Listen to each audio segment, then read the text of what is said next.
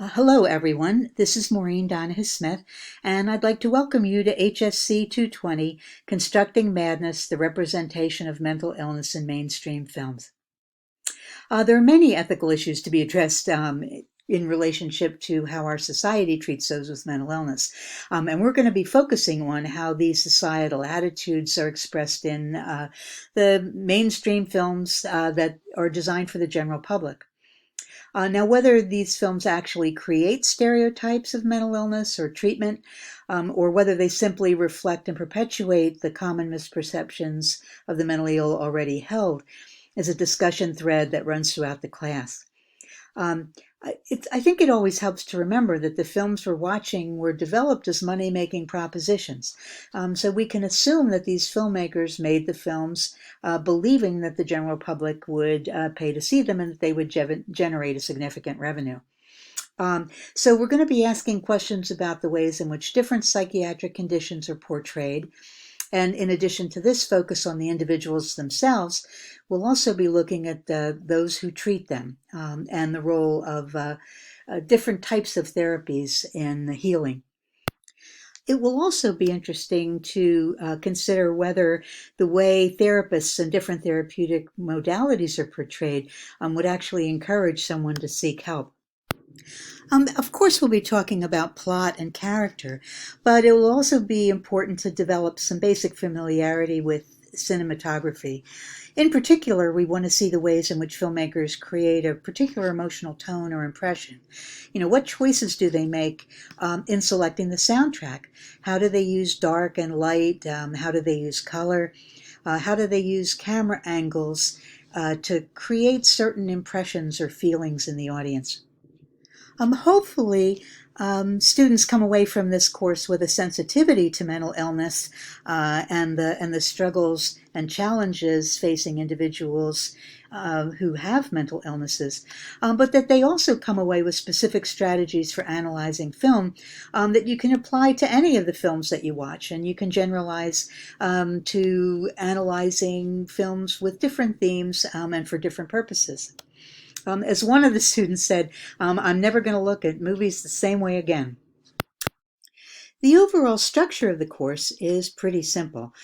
Students will have a film to watch each week, and the access to these films you can find in the links for streaming that are listed on Canvas.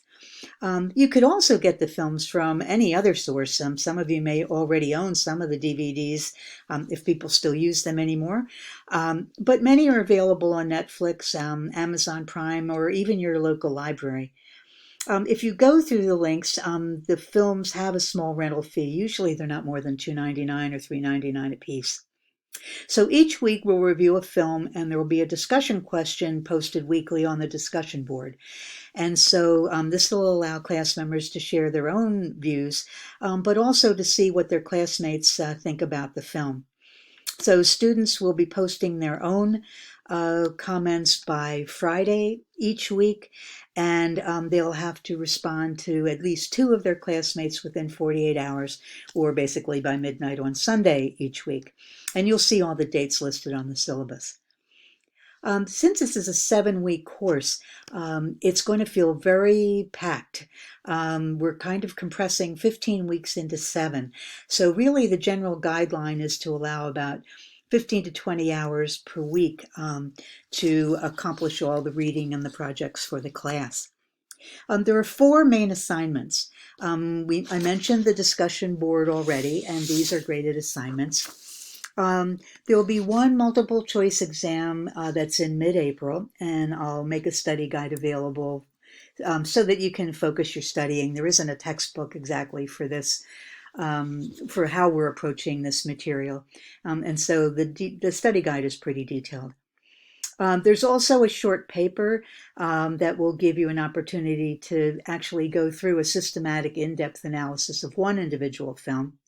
And then by the end of the course, you'll be turning in a group project and that looks at these issues, but looking at them on a television show. So these PowerPoint presentations will be posted and students can critique 3 of the presentations posted by their classmates. I'm anticipating there will be somewhere around 9 or 10 presentations overall.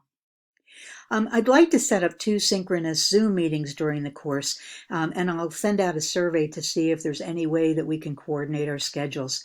Hopefully we'll find some times that are convenient for everyone. It may be helpful in terms of asking questions or talking about the kinds of things that are coming up for you as you watch the films. So to summarize, there's the weekly film with the readings and the discussion board. There's an individual paper, about 4 to 6 pages, critiquing an individual film. There's an online multiple choice exam and a group project focused on a television show dealing with course themes. You'll see for each of the assignments there will be specific guidelines, and you'll see the rubrics for each of the assignments as well. During the class, I always caution students to be self-reflective. The films that we're watching often bring up issues that are very emotionally sensitive. And if that happens during the course for you, there are some counseling resources that are available and listed on the syllabus. So I'd encourage you, if you have any questions for yourself, a family member, or a friend, you might want to pursue it as we talk about these issues throughout the course. There are a couple caveats that I would suggest based on students' experience in the past. Now, I don't know for how many of you this is your first online class, but here are some general tips that I think will help you be successful in this one. Well, one, I guess an important issue is contact information. The best way to reach me is through email. The least reliable is the office phone. I check email very regularly. If I don't respond within 24 hours, please feel free to send another message. You won't be bugging me. It means that your message may have gotten lost. And again, please don't hesitate to contact me if you have questions. I'm hoping that most of the information you need is available on Canvas. It should be. But if you have a more complicated question, it should be pretty easy to arrange a time to talk on the phone. And I found that can be a little easier than email for some types of questions. So just you can email me, with the request for a phone contact, and we can arrange a time. When you do email, only use your LaSalle email account. Personal emails get lost in cyberspace, so please use the LaSalle portal. Do be sure to check several times per week for course announcements. Read through the instructions and the rubrics carefully on each of the assignments to be sure you're really addressing the requirements. And again, be sure you make yourselves familiar with Canvas. All the assignments are submitted through Canvas, not email. So there are drop boxes for all the assignments. If you need help designing the PowerPoint, do reach out early so we can be sure to get you the support you need. If you don't have a pretty comfortable level of familiarity with Canvas that allows you to navigate freely, you might want to spend some time going through the different sections of the course, or even maybe visit IT if you think you need some additional advice.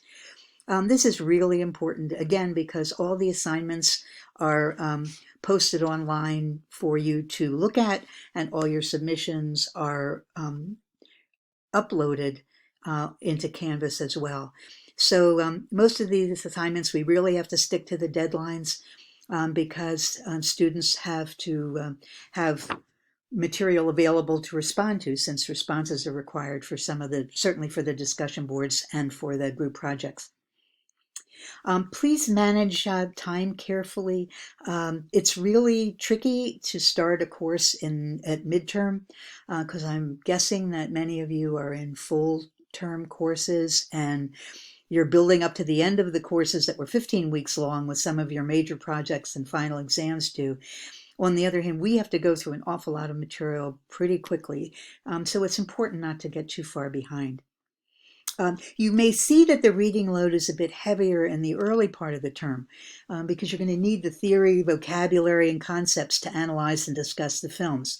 But the reading load does become lighter as we move toward the end of the course and you're spending more time working on your own work, that group project. I'll look forward to meeting all of you through the self-introduction assignment. That's the very first thing that's coming up, where I'll be asking you to post a few thoughts about yourself. The usual, so demographics, maybe where you live, your major, and something unique that you'd like the class to know about you. Hopefully we can arrange a Zoom session fairly soon to answer any other questions as you read through the syllabus and the material. So I'm looking forward to working with you all, and welcome to HSC 220.